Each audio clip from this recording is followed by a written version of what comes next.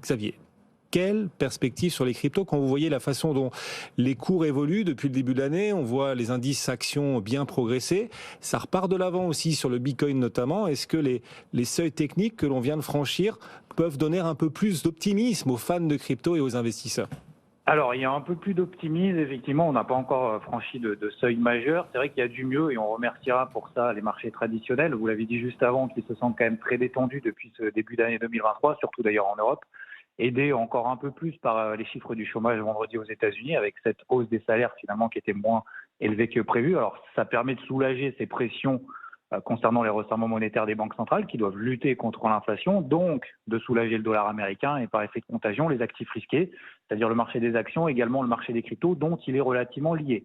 Il y a du mieux, certes, mais on reste coincé avec cette crise de confiance toujours présente, malheureusement, sur le marché des cryptos depuis 2 mois, ce qui se traduit en fait par des oscillations latérales qu'on appelle techniquement des ranges.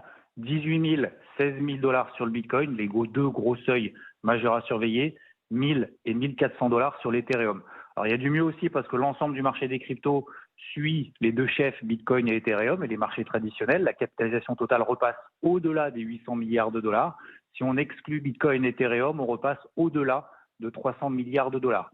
Il y a du mieux aussi parce qu'on arrive à tenir les précédents records historiques de 2017, matérialisés par un support long terme, que ce soit sur Bitcoin et Ethereum.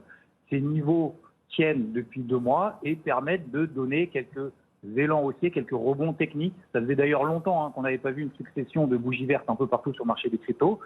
Alors il y a du mieux, mais il faut encore créer un changement brutal de psychologie de marché qui aura lieu avec une impulsion majeure qui elle-même sera déclenchée par un élément endogène ou exogène aux cryptos, et ça tombe bien, alors vous en avez parlé juste avant, parce que jeudi 14h30, on attend le chiffre le plus important de ce début d'année 2023, l'inflation aux États-Unis pour le mois de décembre.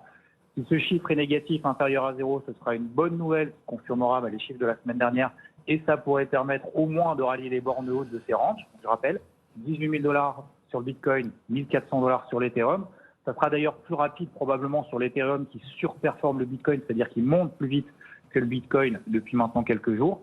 Et si le chiffre est positif, donc supérieur à 0, ça veut dire que l'inflation est toujours là et on continuera d'osciller comme depuis 2 mois dans ces étaux. Donc oui, il y a du mieux à court terme, mais ça manque de volume, une plus grande conviction des investisseurs qui permettrait de tourner la page 2022. C'est positif à court terme, tant mieux, il faut le rester, mais ne vendons pas encore la peau de l'ours.